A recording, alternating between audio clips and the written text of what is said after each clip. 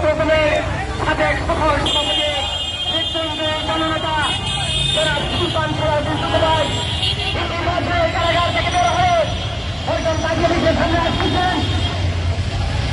আমরা জাতীয়তাবাদী যুবদল ঢাকা মহানগর উত্তর নেতৃবৃন্দ সহ সকল নেতৃবৃন্দকে কার্যার দায়িত্ব পালন করার জন্য বিনীত অনুরোধ জানাচ্ছে। আন্দোলনের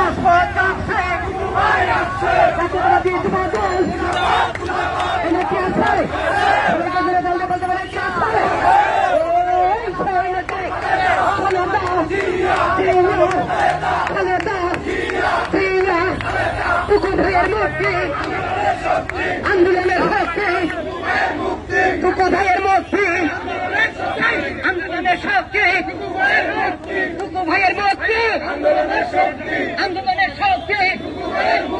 টুকু ভাইয়ের মুক্তি, আন্দোলনের শক্তি ভাইয়ের মুক্তি। কত দল আছে? দল আছে? জাতীয়তাবাদী যুবদলের বিপ্লবী সভাপতি সারা বাংলাদেশের যুবদলের অহংকার আমাদের প্রিয় নেতা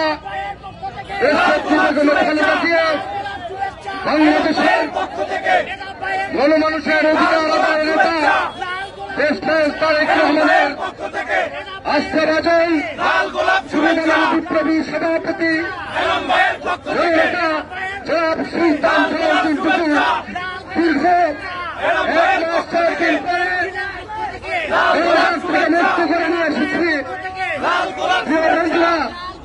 আজকের এই তাৎক্ষণিক পাঁচুয়া বিশালের সামনে যারা আপনারা উপস্থিত হয়েছেন, যুবদলের পক্ষ থেকে আপনাদের সকলকে আন্তরিক শুভেচ্ছা অভিনন্দন। উপস্থিত হয়েছেন জাতীয়তাবাদী যুবদলের কেন্দ্রীয় নির্বাহী কমিটির সংগ্রামী সভাপতি সাবেক ছাত্র নেতা নুরুল ইসলাম নয়ন, উপস্থিত আছেন জাতীয়তাবাদী যুবদলের ঢাকা মহানগর দক্ষিণের সাবেক সফল সদস্য সচিব মোস্তফা মঞ্জুর পাশা পাটেল, ঢাকা জেলার বিপ্লবী আহ্বায়ক ইয়াসিন সন্তোষ মুরাদ, কেন্দ্রীয় নেতৃবৃন্দ, প্রচার সম্পাদক সলিম সরকার সহ সকল অসংখ্য নেতৃবৃন্দ। প্রিয় ভাইয়েরা, আমরা আজকে জাতীয়তাবাদী যুবদলের বিপ্লবী সভাপতি যুবদলের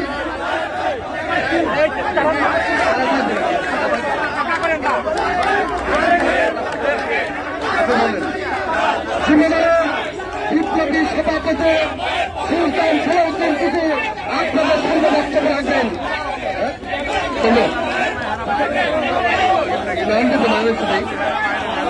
বক্তব্য রাখবেন জাতীয়তাবাদী যুবদলের বিপ্লবী সহ সভাপতি জনাব নুরুল ইসলাম নয়ন।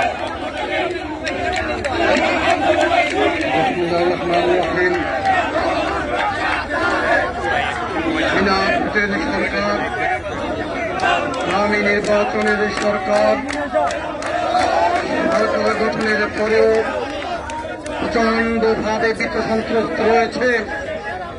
বন্ধুরা আমার, তার কারণ হচ্ছে বিএনপির ভারপ্রাপ্ত চেয়ারম্যান আমাদের সাংগঠনিক অভিভাবক একজন তারেক রহমানের নেতৃত্বে বাংলাদেশে যে সরকার যে আন্দোলন চলছে সেই আন্দোলনে নেতৃত্ব দিয়েছেন যুবদলের সংগ্রামী সভাপতি, ছাত্রদলের সাবেক সফল সভাপতি, মন্ডিত জননেতা, যুব আন্দোলনের নেতা সুলতান সালাউদ্দিন টুকু। বন্ধুরা আমার, সুলতান সালাউদ্দিন টুকুর নেতৃত্বকে থামিয়ে দেওয়ার জন্য এই সরকার হয়েছিল, কিন্তু আমরা বলতে চাই কারাগার প্রেরণ করে সুলতান সালাউদ্দিন টুকুকে ফেলিয়ে দেওয়া যাবে না। আজকে সুলতান সালাউদ্দিন টুকু কারাগার থেকে মুক্ত হয়ে এসেছেন।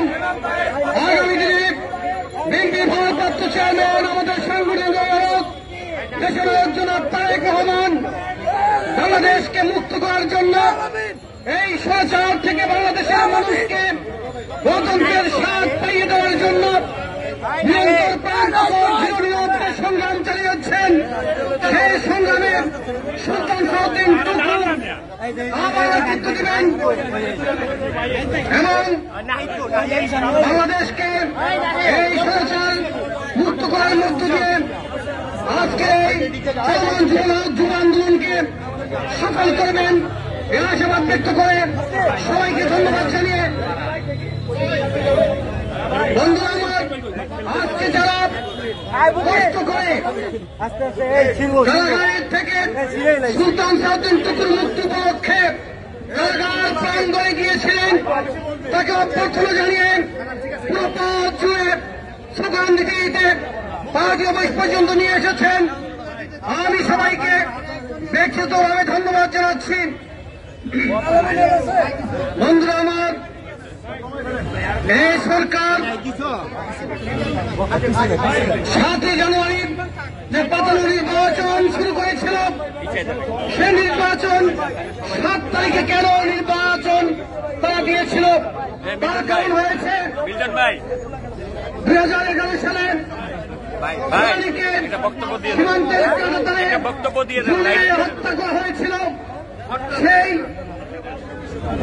সেলানির হত্যাকারীদেরকে দায় মুক্ত করার জন্য এই সরকার 7 তারিখে নির্বাচন দিয়েছে বন্ধুরা আমার, কিন্তু দেশের মানুষ 7 তারিখে নির্বাচনকে বয়কট করেছে।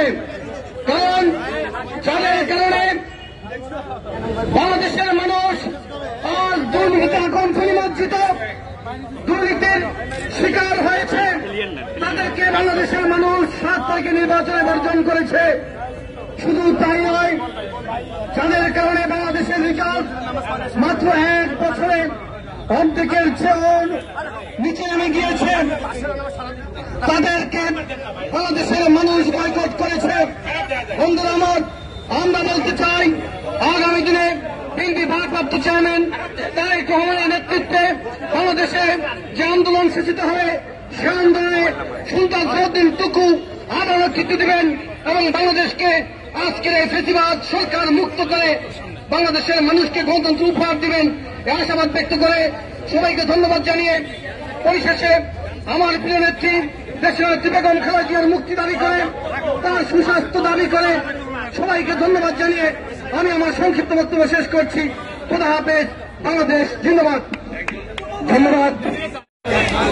সুলতান সালাউদ্দিন টুকু প্রিয় সহযোদ্ধা সহ প্রিয় নেত্রী সমাজসুন্দরের প্রধানমন্ত্রী দেশনেত্রী বেগম খালেদা জিয়া, আগামী বাংলাদেশের অহংকার দেশ তারেক রহমান সহ উপস্থিত যুবদলের সহযোদ্ধা বন্ধুদেরকে ধন্যবাদ জানিয়ে এখন বক্তব্য রাখবেন জনাব সুলতান সালাউদ্দিন টুকু।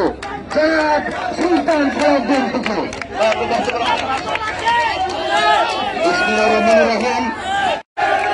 এই তাৎক্ষণিক যারা উপস্থিত হয়েছেন,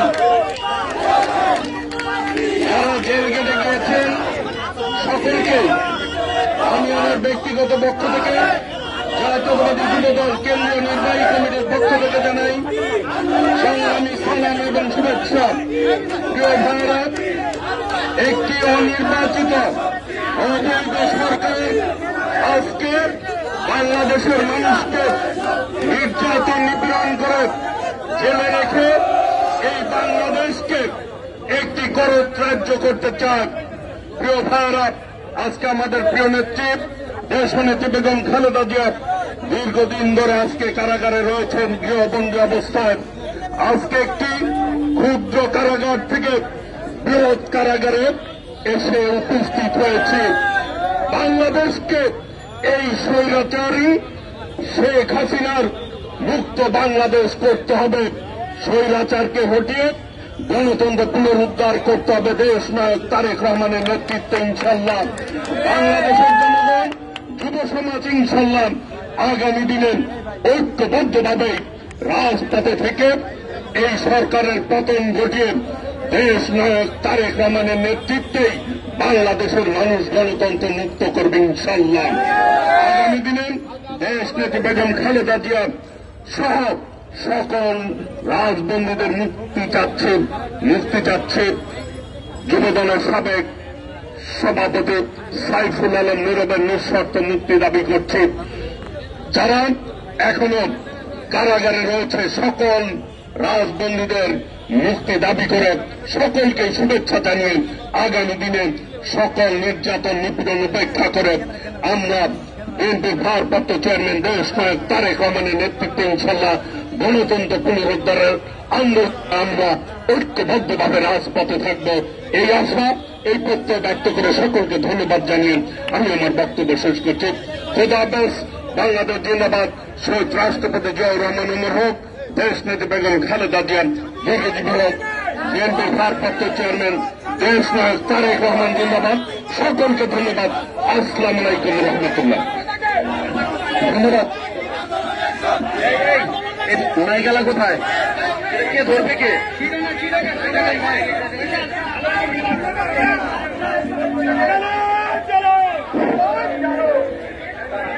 মাইকেল লোক কই?